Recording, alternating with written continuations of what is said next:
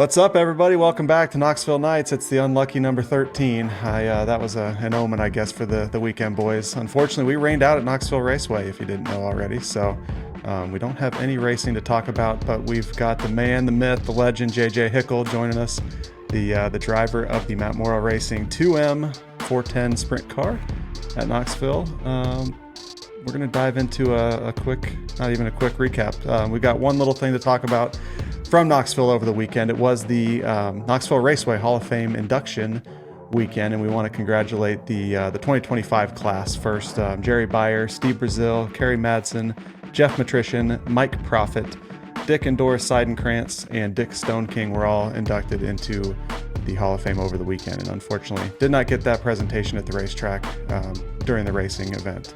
But they did have a cool event that was posted to the YouTube channel, I believe, over the weekend. So make sure you go check that out on the Knoxville Raceway's YouTube channel.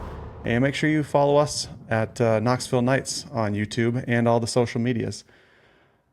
That's about it. I wasn't going to say it, Blake, but you put in here that rain and skates still somehow suck. So gotta get that needle in there. Even in even in a rain out, he probably found some way to live. I'm not really sure. Still lost the rain out, Cade. Good job. Lost the rain out, lost the party. I lost everything. Damn. Lost everything. You're losing the podcast, everything. It's bringing up L's for the 24H.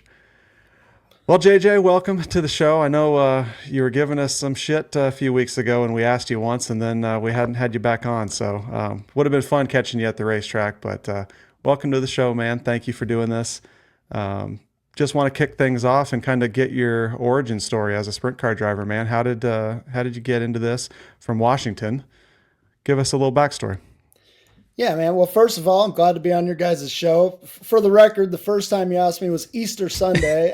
That's tough ask. That's about one of the only days it's a tough deal to make. But yeah, I'm glad to be on here and get a chat with you guys. And man, my origin story as a sprint car driver, that's kind of a long story, but honestly, I just started racing quarter midgets at age 5, like a lot of kids did. And then, you know, we got into sprint cars at age 14, kind of had to pull some strings, had a fake birth certificate and stuff like that, because back in my day, you couldn't just race at 14. So did a bunch of stuff. I was like 16 for 3 years at my local track, and then was fortunate enough to get to drive for a team and kind of get out and spread my wings a little bit and get all over the country. And I came out to Knoxville in 2008 and ran the nationals and got to kind of see the big show and see what it was like. And then reality kind of hit again, and it was back to my own team deal for a long time. And then just kind of hitting and missing with rides around the West Coast and Montana, a little bit here and there. And then got a really good opportunity to drive for Jane and Ivan Worden out of California there, and then race for them for a couple of years in California. And it was going to be their last year racing, so we decided to do the ASCS National Tour, and that brought us out here quite a bit. I mean, in 2020, we came out to the Nationals, just basically, we came out to Knoxville 3 or 4 times from California, just hoping to make the 360 Nationals. And so 2020 is kind of where we started racing out a bit, and then we had a good kind of, I guess, Midwest swing, you would say. And so we did the national tour the final year for them. And then since then, man, it's kind of been a whirlwind. Like that was a really awesome family deal. And then it was, racing kind of became a business a little bit more. So, you know, I took an opportunity with the Deuce 5 Motorsports with Brandon Eikenberry and Justin Giddings at the time. And that was my first, you know, racing kind of all the way away from home, kind of out of my comfort zone, I would say. I mean, doing the ASCS tour was away from home and stuff, but it was still like a real family atmosphere where when I was hired to drive this 25 car, I mean, I'm definitely still friends with Brandon and those guys, but it was, you're here to get results and you need to do that, you know, and if you can't, somebody else will.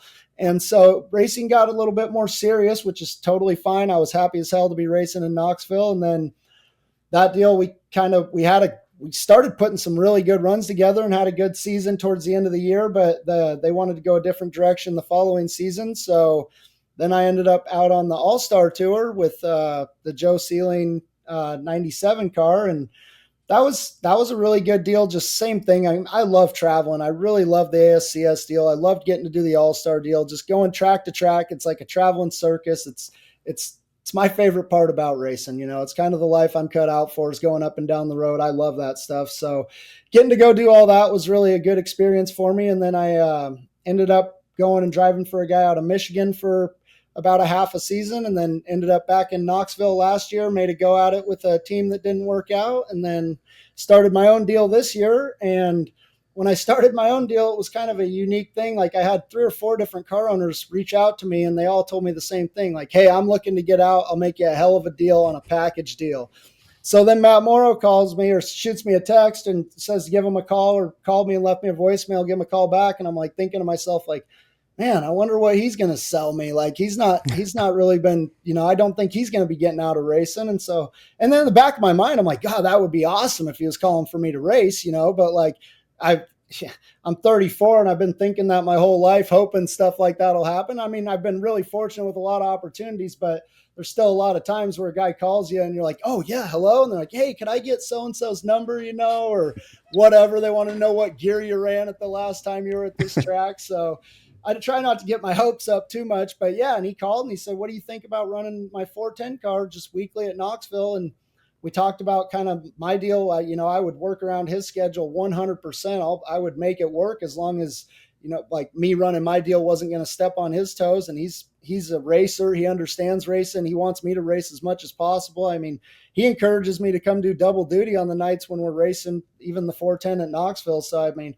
couldn't have a better, more understanding owner. And it's like, I feel like after a lot of years of kind of whirlwind and going from car to car, I've found a really good home here in Knoxville. And like, man, I'm happy to be here. And then I got on my own deal, I've got Blake Cook with me working, we keep the cars at his house, and he does a lot of the work on them. And, I feel like we're really building something good there, and just kind of doing a lot more with a lot less, kind of making stuff at home and just trying to make everything work, but that's a really good deal. And it's a lot of fun being able to have my own car to kind of complement the full season at Knoxville. Cause like I said, I love going track to track, and I'm grateful as hell to be racing at Knoxville every week, but like, I still like to be able to get out and try to travel and get to as many places as I can, just to make sure I can still sling the car around and turn the car when I need to, cause at Knoxville you get punished for turning the race car.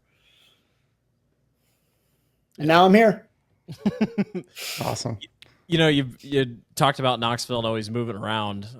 You've still yet to cross off Knoxville on that win list. And what would that mean to you? I mean, you've been coming here for a while. Obviously, said 2008, your first nationals here. To make that right-hand turn into victory lane, you've seen the guys do it for so many years. What do you think that would mean to you for how far you've come? Oh, I mean, that'd be, that's a big one on the list of things I definitely need to accomplish. And I really do believe it's just a matter of time, which I'm sure that's kind of how most drivers feel. But, we're chipping away and putting in all the runs we need to kind of get there. And it's really easy to get discouraged and feel like, man, this is like, I actually said to Matt one time, like, I've been trying a long time. It's like, because I mean, in all reality, I came out here in 2008 and then I didn't come back till 2020. I came out here and ran 2 races in 2008 against the best guys in the world as an 18-year-old kid, won the E-Main and the Nationals, got my ass whooped and came home, and then never came back. And so like, and I mentioned to Matt, I'm like, God, I'd just love to win one of these. I've been trying a long time. He's like, no, you haven't, like the guy, cause a lot of these, I understand how much it means and how hard a lot of these guys try. And so man, it would mean the world to me. And I know how hard it is to win at a place like that. I've raced here enough to really appreciate how on your game you have to be, how good your car has to be, just how you have to have everything just right to be able to win at a place like this. I mean, from top to bottom on your race team, it's got to be well put together to be able to go out and win a race at Knoxville. While you're on the topic of talking about winning races, what's one that really stands out to you? Like, if someone asked you what was your favorite race to win, what would you say? Well, for like all the personal levels, it would be the Brownfield race at home, which is like, it's kind of a little 5-minute story, but I think it's a good story here. Like I was like, I would always go around and I'd always talk to my buddies. Justin Cox was one of my good friends, like as a young racer, he was the next young kid that was like, everybody looked at him like, how old are you and stuff. So we just kind of always became buddies, I would always go over to him like, man, how do I get to California? Like I've won some races in Montana. I want to get out to California.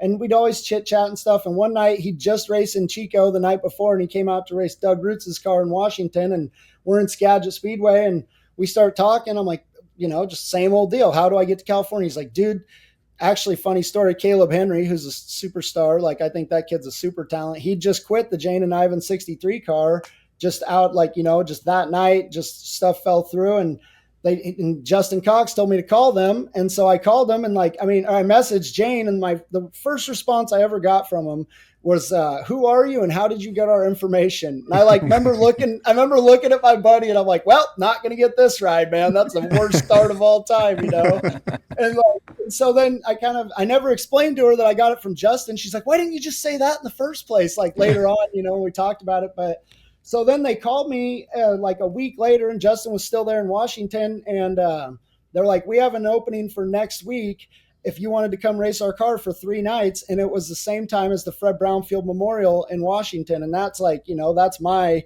personal, like Fred, let me start racing. And he kind of built the track that was my home track and stuff. So for all these reasons, that was kind of like a big race to me. And so I just, right off the bat, I'm like, man, I got too many sponsors and stuff which was kind of bullshit. It was just a cop out to let me race the race. But I told them that I couldn't do it. And I went down to Justin Cox and his crew chief, Rodney Tyner Jr. at the time. And they were like, absolutely not. You screwed up. They're like, nobody, no offense, but nobody cares about ASCS. Nobody's going to remember who won that race, blah, blah, blah. And they just went off to me about it. And you got to go take this ride. If it may never happen again. And so I literally walked back down in the pit area and messaged them. And they're like, okay, well, we were just about to call somebody else. So, well, your opportunity will be there. And I went out there and we ran second, 2 out of the 3 nights, second at Chico first night, second in Marysville, and whatever, mid-pack at Petaluma. But and so then flash forward to I skipped that race, and then the ASCS came back through town, and it was basically what ended up being the last Brownfield ever. And it was a 2-day show at my home track. And the first night we junked a car, destroyed it. And we kept racing, and the thing was pushed over big time, 8 inches the night after. We had all these photos before and after and stuff. So then the next day was the finale, and we just brought out a bare frame, took all the components off, built a whole new car that day, and had an ASCS clean sweep, which is fast time and hot laps because they didn't qualify at the time. So hot laps mattered if you wanted to count the clean sweep. But then we won the heat, and we just dominated the main event. And it was the most, and it was on Father's Day, and my dad was all tight with Fred and stuff. And it was definitely the most gratifying, badass win of my career. But another one that was really cool was the Jesse Hockett, just because Hockett's dad was there, and it was a really special deal. And every time I see Jesse Hockett's dad, anytime now, it's we're old buds because of it. I feel like he always stops to talk to me. So extremely grateful to win some of these races, especially the ones that are in honor of these amazing people, Yeah, absolutely. And while we're on the subject there, when you go through, we've talked about this and kind of asked different guys and I feel like we've kind of gotten a similar answer from a lot of guys. So I'm curious if it's the same thing for you. If you go through kind of dry spells where you're not winning or not running, the way that you expect to, do you kind of have to remind yourself to reflect back on those times and be like, yeah, I can do this and need to do this, that, and the other to get back to that point, but almost, need to pick yourself up? Or do you have people around you that can help boost your spirits when things are not going the best? Yeah, that's a good question, really.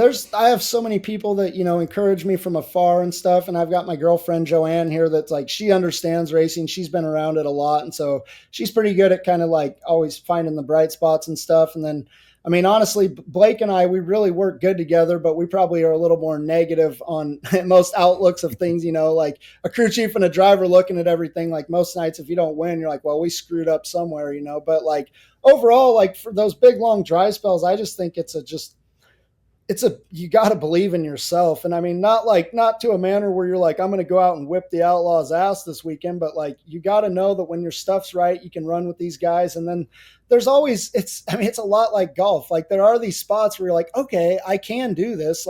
I know how to do it. I just have to put it all together, whether that be me, my team, and whatever that takes. At the end of the day, the crew chiefs are so important, but they can only really do mostly what the drivers are telling them, especially at a place like Knoxville, because until you go back and watch the videos or whatever, the view that you have from one corner or the other is just so minimal as a crew chief to be able to actually give your car the input it needs. It's like, I'm kind of surprised some of these guys don't just go up above and like just make all the calls from above in the box or something. But yeah, it's hard to stay positive. I mean, we just won a race a couple weeks ago, and like, I wasn't even that pumped on how we won it. Like, a guy fell out in the lead in front of us, but we still won the race. But like, dude, it's been over a year, since I'd won one. But another thing that I think that you really got to do is just realize like the level that you're trying to race at. Like when we go out there at Knoxville and we run 5th or 6th or 8th or 9th or whatever, it's just the amount of laps that a lot of these guys have put in at Knoxville, and just the learning that they've done and everything they've been able to do. It's like, we're just always trying to close a gap. And I feel like as long as you know that you're moving in the right direction and closing that gap, and you don't feel like you ever plateau, it's pretty easy to stay hungry and stay driven. I think if you start plateauing or regressing, and like, I've been in situations where you're out there on the road and it's like nothing's getting better and you're just getting lapped every night. And then it feels pretty damn helpless. And, like, especially a situation like, there's a lot of situations where you're a hired driver and the crew chief and the owner are either the same person or extremely tight. And so if something's not right, it's obviously the driver every time, just based on human nature. That's how it works. So it's tough sometimes, but at the same time, it's like, we get to have all the fun too. So you got to kind of it sounds like I'm complaining, it's like, I love driving race cars and I don't mind dealing with all these crazy people. Like, it's all worth it to get a race at the end of the day. Well, we talked about it, Cade, with I think, was it you or Gainey or both of you guys were like, the easiest bolts to pull out of there are the ones that hold the seat in, right? So 4 bolts, man, 4 bolts, and you got a full change going on. Yep. Yeah. One of the biggest wins, monetary value wise, for you, JJ, was the 2019 Skagit Nationals. And just kind of looking back on your history, a lot of people seem to agree that is one of your biggest wins. Talk about that week. Did you win a prelim night that week as well? No, no. Just that. Yep. But you Go beat ahead. Seth Bergman and you beat Jason Sowald, which are just two of the best out west. What do you remember from that? Because I remember the finish was pretty hectic for the most part. And I remember you coming to the line and the whole crowd was just on its feet. What do you remember from that 2019 Skagit Nationals? I mean, honest to God, like, just you talking about it, that part of it, like, that gives me goosebumps right now, because like, when you say my most meaningful wins, those are the two I talk about. When I think of like the coolest thing I've ever done in my life, like, I don't have kids, I don't have anything. Like, I tell if there's one highlight I could show anybody, it's that green, white checker. Cause I mean, it was the greatest moment of my life. I mean, it was just so badass. And like, funny thing about that, like, I was rolling around in 4th with about 5 to go, or I guess obviously 3 to go, green, white checker. I'm rolling around in 4th, like, started on the front row, was kind of going to be pretty disappointed. Like, oh man, I mean, we're still going to get a paycheck here. And guy in 3rd spins out, Justin Cox, holler, thank you, bro, spins out and puts me into 3rd. And I'm watching both these guys as crew chiefs, and like, Sowald's guys telling him to go to the top. So I know Bergman's gearing up to go to the bottom, and I'm in my head, I'm just thinking like, everybody's been around the top the whole race. So I'm actually kind of gearing up to go to the bottom, because I didn't know. I just thought if I could, like, get up on the apron, get my right rear in the shit, it was like $2,000 or $3,000 in between those positions. I'm like, hopefully we can make a little money here. And like, as soon as they both went to the bottom, I mean, I've watched it back a million. I've showed everybody I know that replay. I mean, it really, like, I'm very proud of that win, because like you said, like, the announcer, when it was happening, is like, will it be Bergman? Will it be Sowald? And like, Hickle's there if anything happens. Like, he exists too, kind of. Like, so like, and then, yeah, we went into turn 1, and I, like, as soon as they started going to the bottom, I turned the thing back right and just got off a 2 really good. And it's like, Bergman is such a clean, like, badass racer. Like, he easily could have just run over my front end right there and it was all over, and like, just gave me an exact lane like I needed, and got into 3 really hard. And I mean, I'm still a long ways behind Sowald as we take the white flag, and he goes to the bottom. And I mean, I just ran the top as hard as I possibly could. I mean, Skagit Speedway, you got to run the top hard anyways, but it was everything I had. But and like, the speed that we went by him was insane. Like, we cleared him like 10 car lengths back to cleared him off of 3 or off of 2. And then in my head, I'm like, man, do I block here? Do I go to what got me there? And I went in on the top, and like, yeah, I could see his nose come across, and same deal, just a super respectful, like badass. These guys race with a lot of respect out west. I mean, really, they do. Like, just hard racing guy, and just, I got right back around his right rear, and there's like a photo of me taking the checker, like coming to the checker, and like smoke coming off of his right rear, and it's like, man, it was great. And like that one video of just seeing the people. And like I said, because Sowald had won a lot, he was really dominant out there. So like I tell everybody, I'm like, half of them were cheering for me to win and the other half were cheering for him to lose, but to be the guy that did it was that was such a cool moment. Like the celebration afterwards, like with all my friends and stuff in the pits, got a bunch of White Claw and beer dumped all over me and stuff. That was definitely an incredible moment. And to do it, like, I got hurt at that race. I broke my back at that race like a few years prior to it. And like, we were really fast the night that I got hurt on a prelim. So to go back and finish it off and do it like that was pretty damn vindicating, and definitely an awesome moment in my career. That's awesome. Got a little redemption. Yeah, I kind of remember a little bit of it. Yeah, I just was that, yeah. Kind of non-racing question. For the people that don't know, you're involved with the Drivers Project podcast. How'd you get into that? Man, me and Daryl when I went out on the ASCS tour, like I was friends with Daryl from a long time ago, like 2009 or something. I went out with Austin Wheatley working on a race car and became friends with Daryl and Sam. And then on the ASCS tour, Daryl's helping Alex, and we traveled with them a lot. I'm like, man, we should do a podcast. Like, we should just all this BS and we do in the trailer all the time. And so that was like the whole original goal of it, was to basically just get it so it felt like it was like drivers talking after the races, kind of, and man, it's cool that we finally did it. And that I've been telling him since the same time, like the race companion thing, because I'm a big Joe Rogan fan and I love the UFC, and the fight companions I think are awesome. And I've never watched one of them live. Like, I usually watch the fights on TV and then I go back and I listen to what these guys are saying about something I already heard. And so like, me and Daryl, not me and Daryl does all the work, but like I give him ideas sometimes. But we started doing that, and it's been so enjoyable. And like the podcast itself, just like, I would say it's been we've probably done 1 million episodes up and down the road, but there was just no microphone there. Like, that's kind of what makes it fun and easy, is it's most of the time, like when we're just recapping our weeks and stuff, we just do a lot of BSing about kind of what we think and stuff like that. The winter time is actually not as enjoyable, because it's like a lot of talking about like politics, or like trying to do that top 100 list is so tough for like a guy like, I had myself in the top 50 at one point, and since then I have not performed in the top 200 statistically. So I'm done making the list.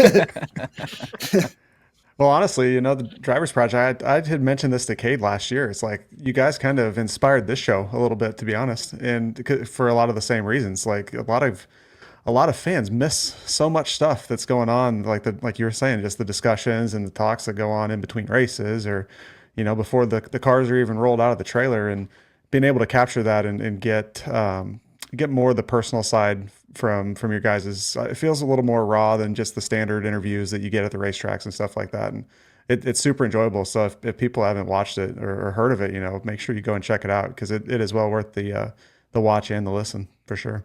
Yeah, well, thank you, man. Yeah, I know it's been really fun. And then we, Dominic Selzy, like anytime he's on, it's don't let your kids listen or watch, but definitely enjoy the show. Like, I mean, we did a live show, and like, he came on for 5 minutes. I mean, he was on there for literally 2 minutes. He's like, how many people are on live?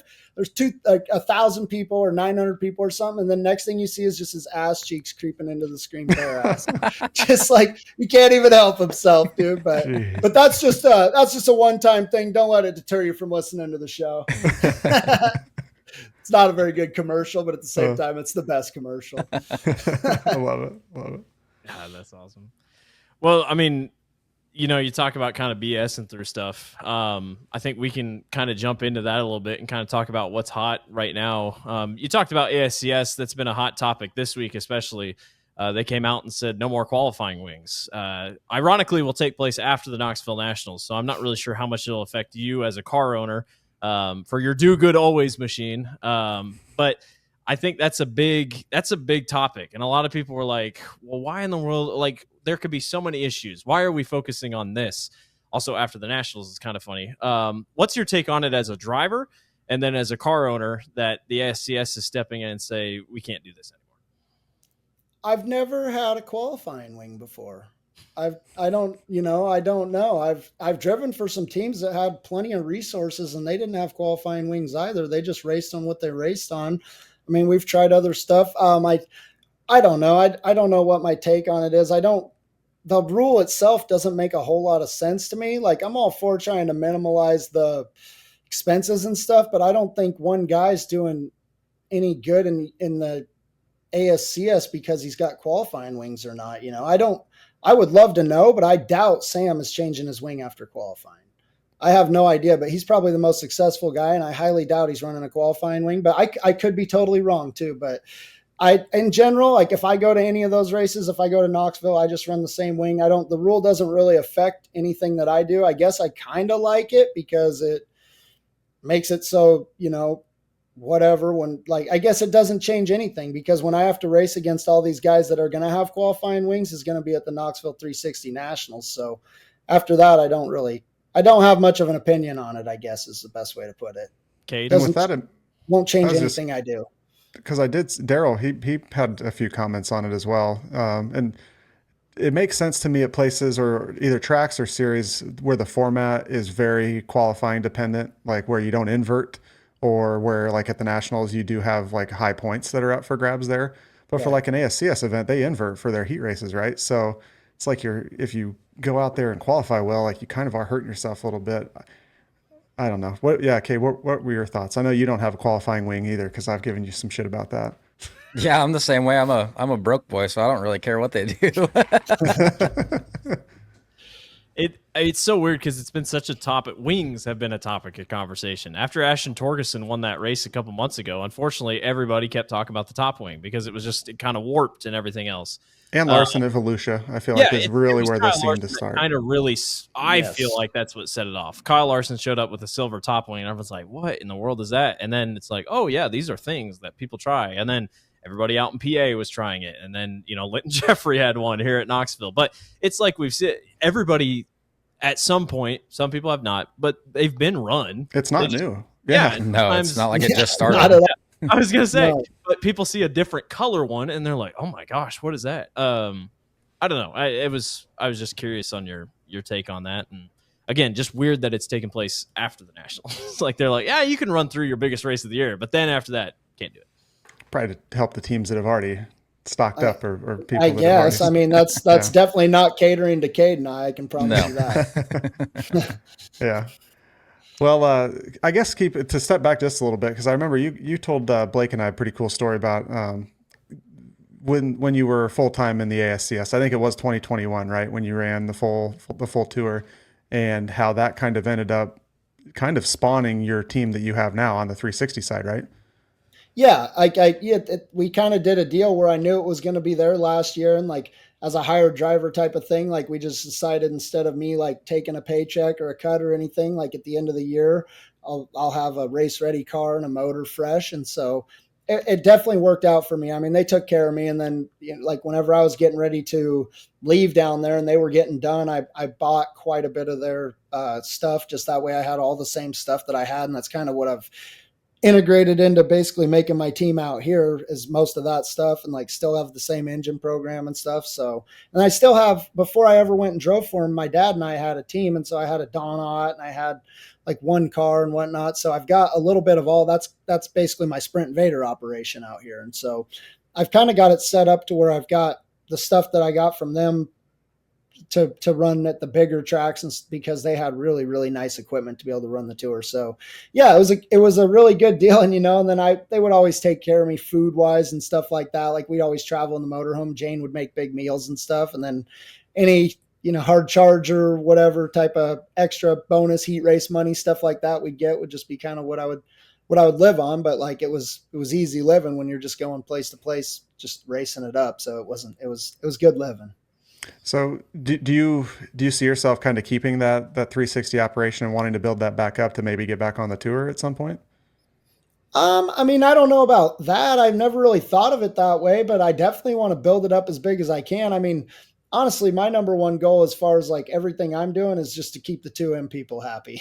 Like as long as that deal's going and good, that's what makes it. I mean, that's kind of what helps keep me able to live. And then I can do the 360 deal kind of off of like a lot of the help I get. And then a lot of the, I mean, Matt, honestly, he helps me out. It's like I get a lot of their takeoffs off of Giles's car and stuff like that just makes it work. But I would love to build my team up and have the resources and be able to have that in my back pocket as an option. We were all geared up to go to Belleville this week, and then the weather didn't look too good for Friday. It just looked iffy all weekend, or iffy for Friday all week long. And so I feared getting into a situation where Friday like went part of the way through, and then it went to their rain date on Saturday, and we were like in the first couple rows of a 10 grand to win race coming back to watch it rain in Knoxville, which is not how it would have went down. And I wish we would have went raced with the ASCS guys, but I don't know that I'm building to run the tour necessarily, but I want to build my team up to where I could go run the tour or do something like that. If I ever,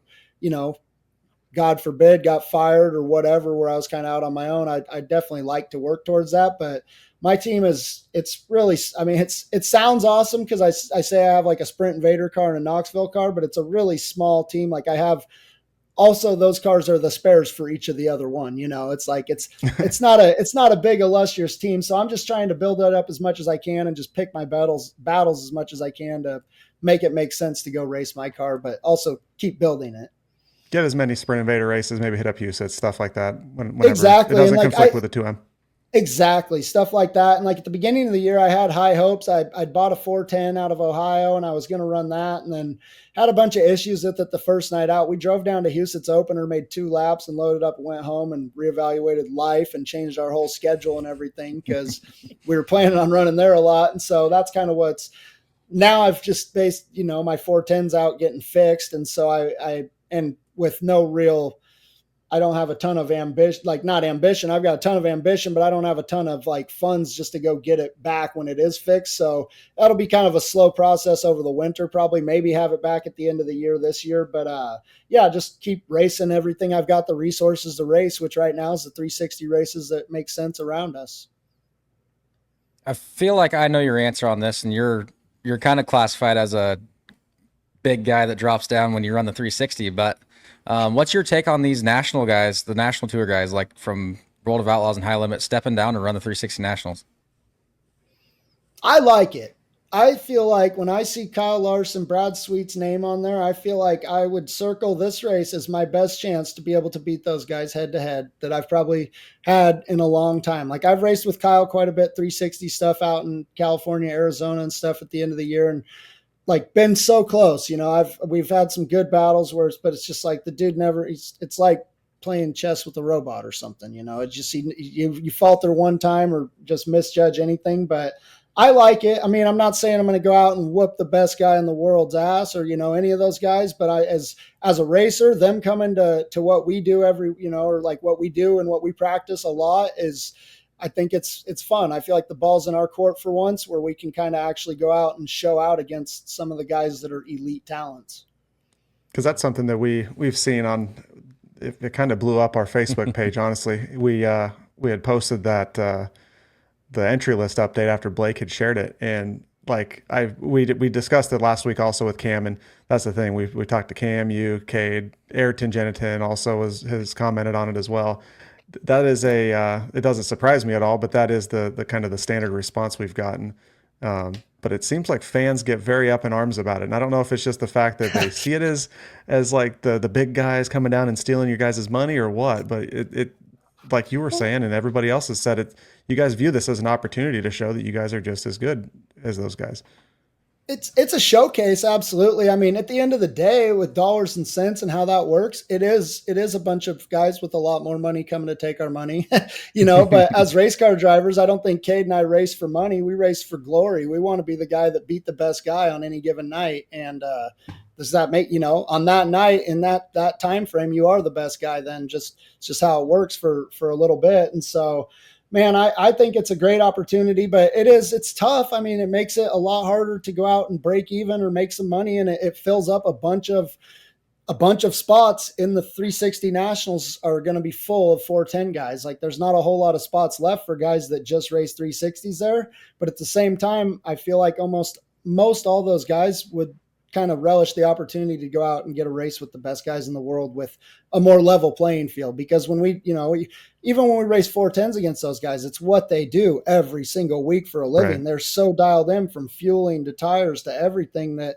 it's still tough. Like even though it's at our home track, that's still doesn't feel like you're like a leg up on anything. Whereas, I'm sure Paul's going to come correct and he's going to have his stuff on point, but like it still feels like your best chance to be able to run with Kyle Larson.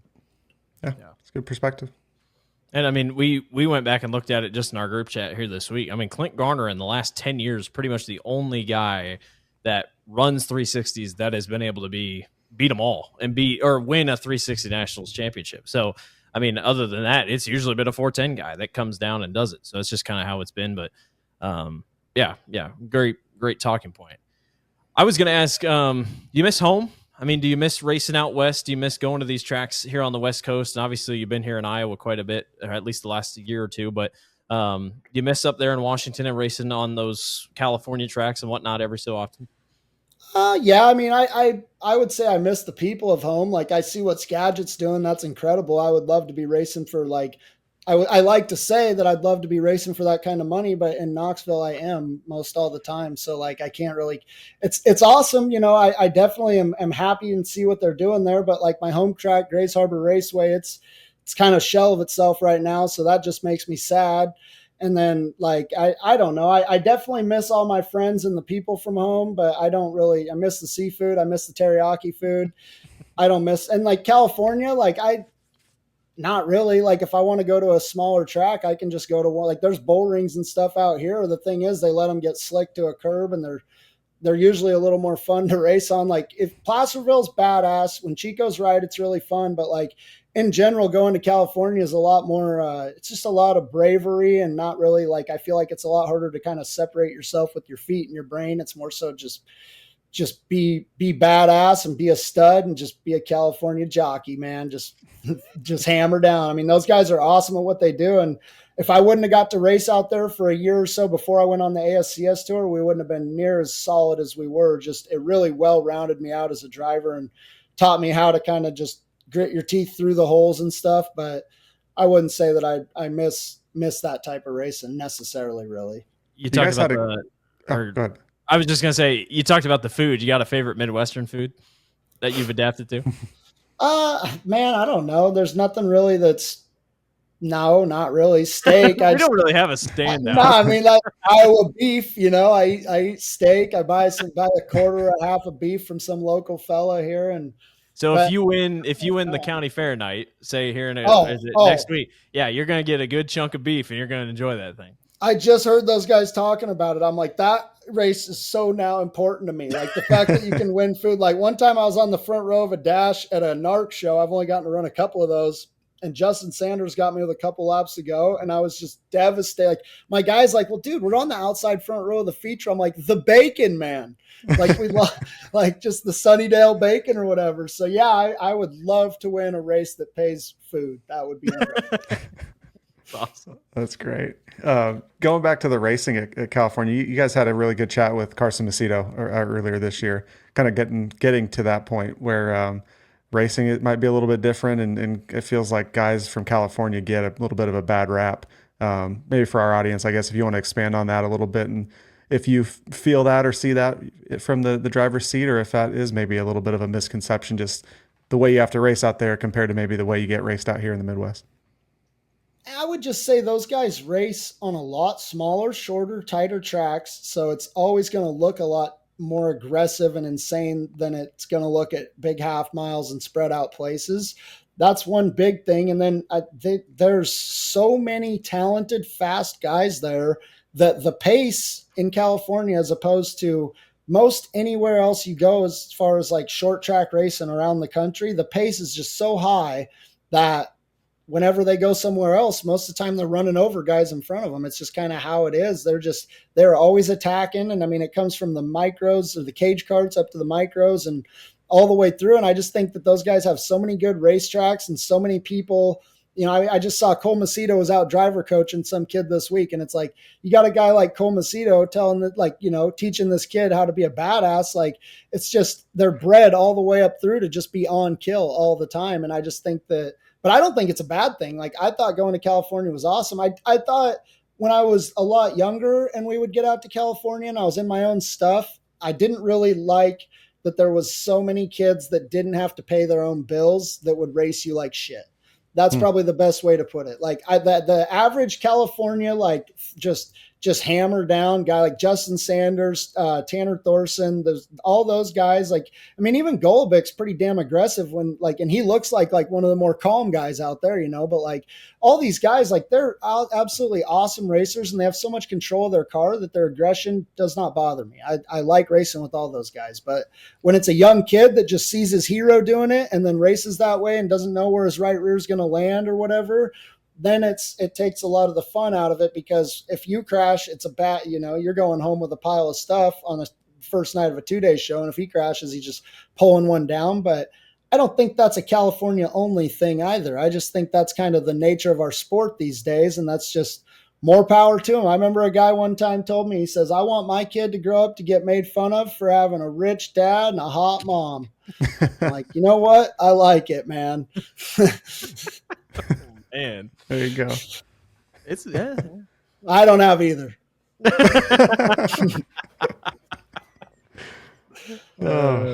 Follow that up, struggle Kane. bus is What do you real. got?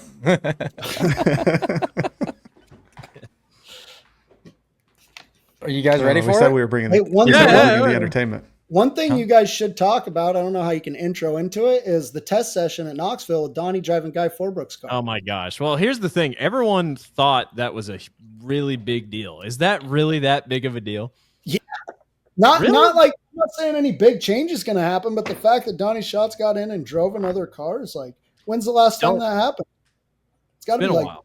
20 years or something. Like, that's But, crazy. The people that were like, "Oh, something's I don't- happening." Like, I don't think he's leaving. I just think it made it so No. Guy didn't have to pay anybody to like, he doesn't have to And hire anybody. his yet, nieces kinda. were there. I don't if his nieces. I mean, I think that was a package group. Like, okay, Donnie's gonna Right. come, then Layla and Amelia are gonna come. But I thought that got way too much publicity for. Yeah, I don't know. I guess I don't even see publicity. I think it as was It much was a slow as- news week, man. Nobody was racing.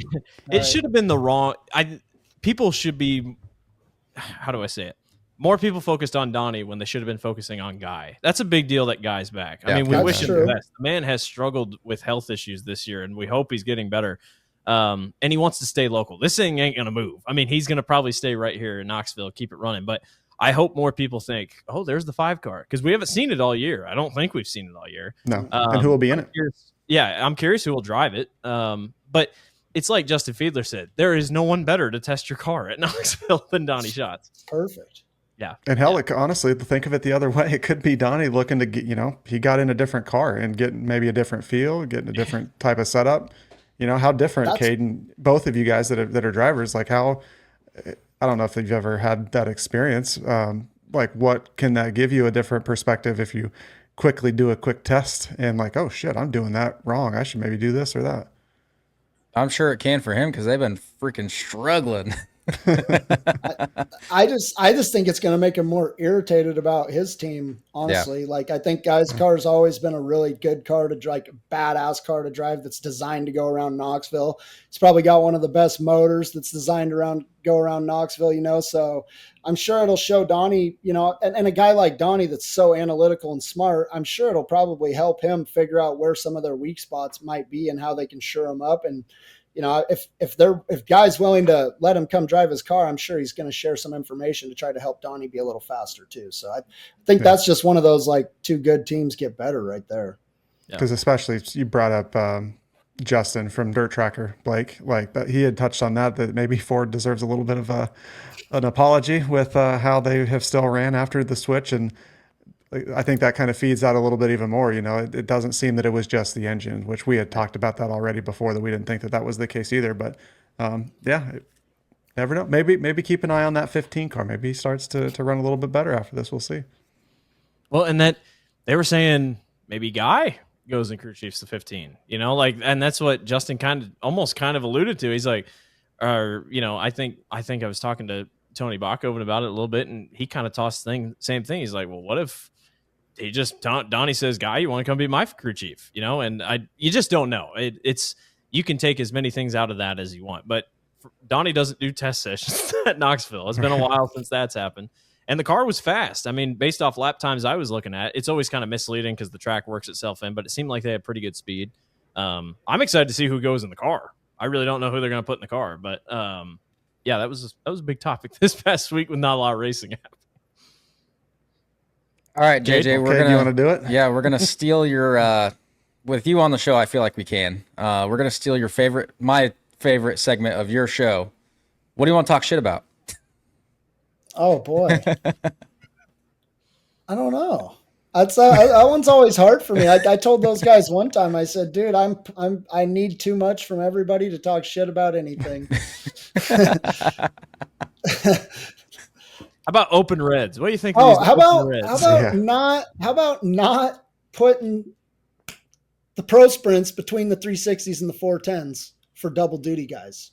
That's about the most irritating thing in the world. And like, I don't understand it. Like, we're rushing the double duty guys along, and it's like you almost every night, at least one of the 410 guys is going to be on the podium for the 360 race or whatever, going to have to go through the scales and do all the stuff. Sometimes they win, and then it's a whole deal. And then they're like rushed through victory lane. And like I would be bummed out if I won my first 360 race and didn't get to do a proper victory lane, because it's like, hurry, like go get in your other car, and it's just, and if we were the only two classes, I wouldn't say anything about it, because that's just how it goes. But there's a third class that could easily split the two up. And that's my most irritating thing at Knoxville. I mean, they do everything right. They do everything awesome. Split the classes up. Don't put a 4-minute clock up. It's insulting. It's like we're cattle. That is the perfect time break too, is the 305 class. Yeah, it's insane. That's what it's for, and like I've talked to McCoy about it. Like I've mentioned it a few times, like just how come? And he's like, well, then the B main, the way it would work out after the B main. I'm like, well, with all due respect, if you're in the B main, you're already struggling, like a little bit of a hurry. Like I get it. A guy might not get his car back together. Like if you're in the B main, your night is going horribly already, or it's going tough, or if or it's not going that bad, you're in the front of the B and you're ready to go anyways. Like it just doesn't make sense to have your 2A mains be back to back like that when you have a third class. Yeah. And it doesn't seem to affect the track all that much, right? With the 305s. No. I don't know what they do to they don't do much. I mean, they throw a little bit of stuff out across the middle, so it's almost probably more racy early than it would be. They probably would help the situation of everything. Like we've only had one time that in the last, at least this year, we've only had one time where it took rubber, and even that was like, it did it late enough where the racing was still totally solid. Yeah. Yeah. Blake, I liked your one as well. What about these, what about open reds? The race length open reds? And do we need to do away with these damn super long races, or because the fuel cell size was another hot topic this week on socials. Where we race at Skagit Speedway's always done 40 lap A mains, and they've just always done it. Like if there's a yellow in the first 10 laps, or anytime there's a yellow, basically, as long as it's not in the first 5 laps, they'll just do an open red and everybody's set. And like, it's never been that big of a deal. Like open reds were just, and it kind of, as a racer, you get out there and that's your last chance. Like I never minded that, but the whole cars not being able to make it on fuel thing it's a bad deal. I don't know. I don't know. I've seen Dietrich go off about it, and I saw Brent Marks's post on the internet about it. And like, I like Brent Marks's outlook on it, but like, I don't want to have to buy a 33-gallon tank to run 1 or 2 races a year. Like that would suck. And like when I drove the 25 car, when I've driven for a lot of people, the theory with everybody is just don't be the first to run out. Because when one guy runs out, usually they're going to do something about it. Like, but that's an insane, like we're racing for so much money and just be like, hope it's not us, like that's, and like everybody that we're leaning the things out under yellow and we know it's going to be close and stuff. Like we're doing everything we can as drivers, but there's no fuel conservation in a sprint car race, like aside from under yellow flag doing anything you can, but it's just, I don't know. I don't know what to do about it. Like open reds don't bother me, but guys running out of fuel is a bad deal. And something I've always thought is super weird, that is a rule forever, is it's weird that you can't fuel up in the work area. Like I get that like if there's a fire extinguisher or whatever in the work area or wherever you're at, I don't understand why you can't fuel up. Like you let 24 cars do it all around the track with like, a half dozen or a dozen fire extinguishers, or maybe everybody has one most of the time. But that's another thing to me that's always been, and I'm not really complaining like it should get changed or anything. It's always just been kind of a peculiar rule. Like if you run out of fuel and you come in the pits, like if you run out of air in your tire, you come in the pits, you can change tires, or you can put air in your tire. Like it's just kind of always been a weird one to me. Like with the fire safety stuff we have nowadays and these fire bottles protecting our lives like they do, we should be able to fuel up anywere we want. I think what really got people was, I hate the fire bottle. By the way. I couldn't tell. for people that were really against the open red, Anthony Macri, they start sanding his tires under the red flag. And like, what? Like, how does that happen? And like, that was just a big miss. I don't really know how that happened. Those damn announcers, man. Because I guess it's the rules. It wasn't against the rules. So, yeah, I think Earl misspoke or something. Yeah, the rule probably says you can't change it. Yeah, I've seen a guy plug a tire under an open red. Like back in the Dirt Cup days, that was like it was just chaos under the red flags. Like anything you could do. That's where I wish. That's my thing. I like with the Nationals. Like in a perfect world, I think that the Nationals don't need a break. And we've talked about that a little bit. Just straight through. Yeah, like 10 minutes 35, the most 30, intense 35 thing you laps. can see. Yep, I agree. I say totally. you go 40, you put a bigger fuel tank on it, and you just go 40. Blake just wants you guys to spend more money. Well, if I make the Nationals, I can afford a fuel tank. Just have them there for every A-main starter. Yeah. Have you made it? I know you made it with the Eikenberry car. Was that the one only time? time? Yeah. Was it? And I had about 28 gallons of fuel left when I was done. That was a tough break. Blake, what were you going to say? I was just saying 50 lap, and then people were saying about the open red, they're like, well, races need to be shorter. And then people just kept going about how they don't need to be shorter. Somebody made a terrible take. They clearly don't watch Knoxville. They're like, Knoxville only does 20 lap features. I mean, that's terrible. That's 20 laps is great. 25 when the Outlaws get here, it's like, okay, this is a little bit longer. But yeah, I mean, I don't know. It was just a really weird spot to be in, especially for Port. And you make a good point. If the caution comes out in the first 10 laps, usually it's an open red, which I always do remember that from Skagit. But yeah, just a weird spot to be in. PA just had a bad week. They had a bad week with rain. They couldn't catch a break. It was still a couple good races, but yeah, it was just rough. Yeah, actually, it's funny. Like, I feel like the open red at Skagit during the Dirt Cup is probably what won Trey Starks the race, because everybody else was doing all this normal stuff and they were changing fuel settings and pills and all that. And like, then his stuff seemed to come to life. And it was like, I feel like that was a big part of him winning the race, because before that red flag, Tanner Holmes was the faster car. And that's where I almost like for the Nationals, I almost wish that it was just fuel only. And like, it's just too hard to police. Yeah, but I don't know. But is it though? Yeah, but the guy who's won it the last 2 years didn't change his right. Yeah, if you let one crew guy go out there, and like that's that. Right. I don't know. I don't have to watch all of them. Yeah, well, that's the hard part. It's just the shocks are so easy to adjust. Everything's so easy. And like, I mean, right now, something I don't think anybody ever talks about or thinks about. It's like the high limits guys all have a shock adjuster in their cars. Mm-hmm. Yep. Like I went and raced with him for 2 nights, and I was talking to Ayrton on the way home, and he's like, yeah, man, because I told him, like, when I got out on the track, I knew that over the last 20 minutes, I made a lot of bad decisions with this race car. Like, I got my car so tight that we couldn't turn. And he's like, oh yeah, me too. First lap, I just wound my left front shock adjuster all the way, like tied it all the way down. He's like, I knew it wasn't going to do much, but it made me feel good being able to do it. I'm like, man, I forgot you guys that's crazy that you got that. I had a question, JJ, for you and Kate a little bit. I was going to bring it up last week, but I didn't. Is there a red flag issue right now in sprint car racing where when the red flag comes out, why aren't guys stopping right away? Because I feel like this is, I don't know, just to me, it seems like there's just something not quite right with these red flags. I think of Sawyer last week. Sawyer flipped over and the red flag was out pretty quickly. I know you can't stop a car right on a dime, but you still had guys like Alex Vandervoort still working his way just around him so quick. Is it that guys or maybe I'm just out of line thinking it, but are guys just trying to get to a certain spot so their crew guys can chat with them during red? Is that what it is? Yeah, probably. For me, it just seems like when the red flag's out, we got to stop. And I just felt like that's been an issue. And maybe Josh, you were kind of shaking your head. Maybe you can back me up on it a little bit, but it just feels like something. Just I don't know. Maybe we're not getting it. I don't know.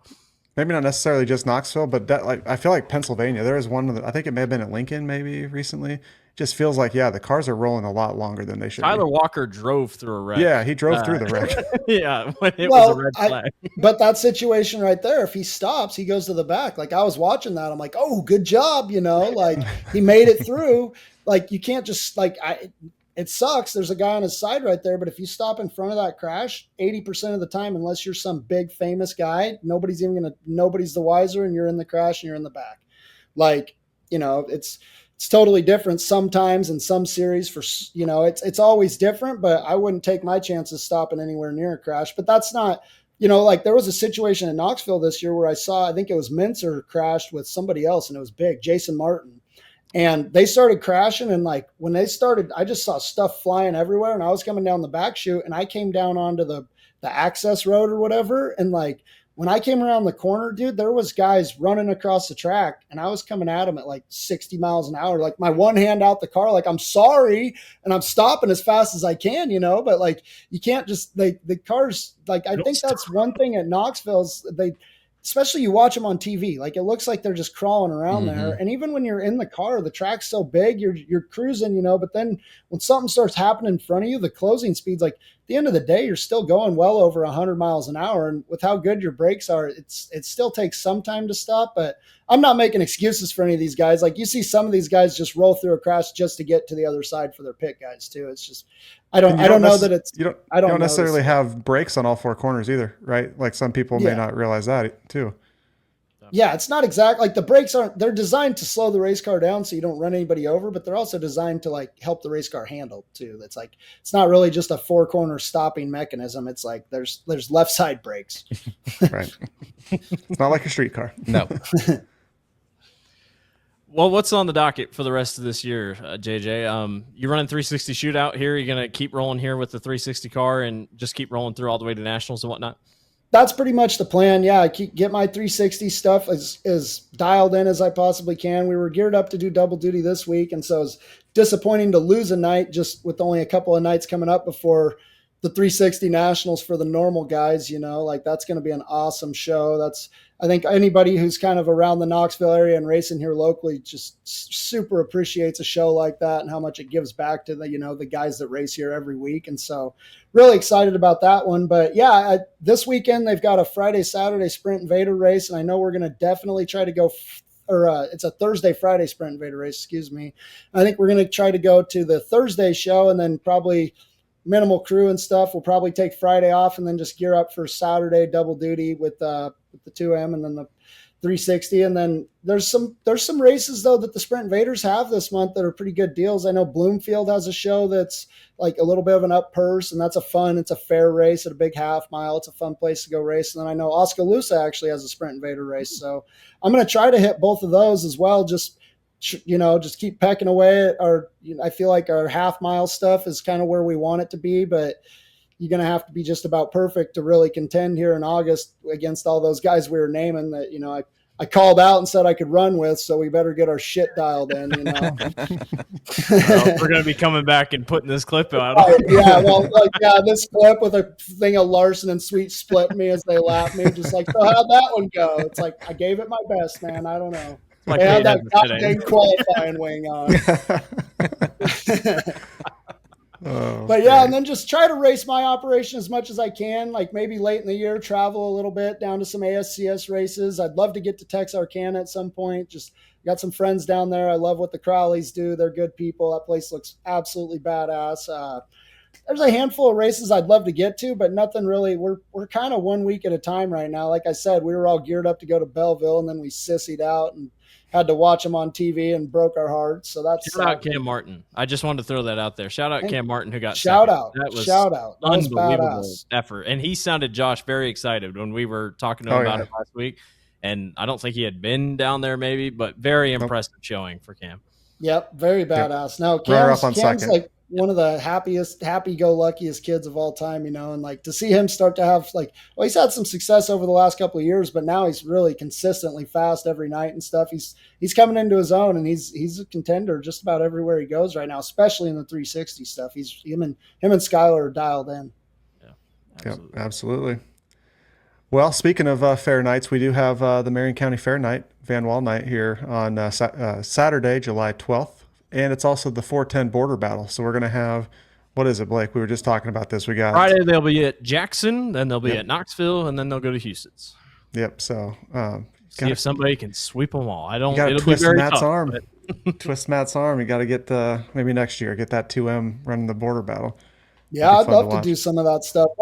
I think that'd be something that we're probably going to work towards, is having a car that we can kind of go elsewhere with once in a while for Giles as well. Like I'm hoping to see Giles at maybe that Oskaloosa race or something like that. Just having something where, because right now it's like we got our car that we race Knoxville every week with, and if we were to hurt that thing going out and having fun on a Friday, it would put us in a bad spot. We're not really in a spot where we got just cars lined up for different types of stuff yet, but it's all kind of a work in progress, and those guys have been they've worked with me badass. Like the beginning of the year, we had it all set up where we had a spare, but then I just kept complaining until we switched cars. And now I'm happier than hell, and I love that car. So we'll just hopefully have one or two that match that here for next year and keep building from there.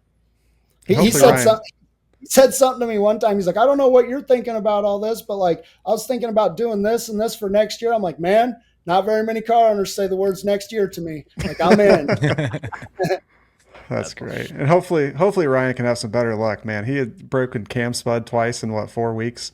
Matt said that they have never ever had that problem. So it's not bad juju from us. We talked about that already. That is not a thing. So when you go out and win this weekend, JJ, it's all because of us. We'll take the credit for the good stuff. That's it.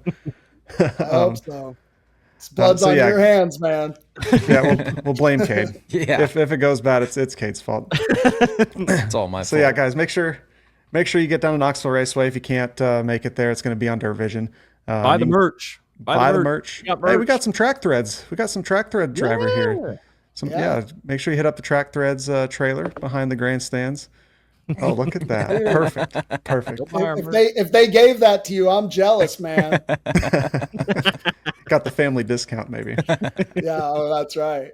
Don't forget, he's in on all the angles. Yeah, exactly.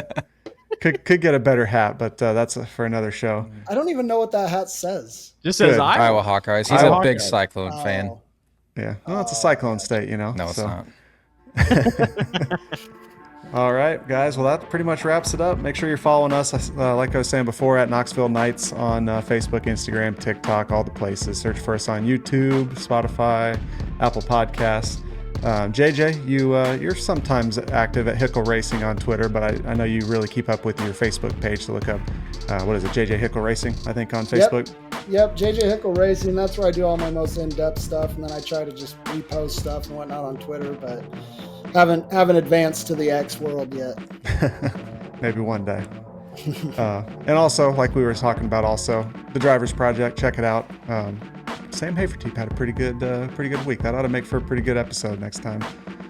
And then I'm at Josh_Gerlach, Cade's at Cade Higday, Blake's at Blake_Walker8. We will see you next week for episode number 14. Take care, everybody. Thanks, guys.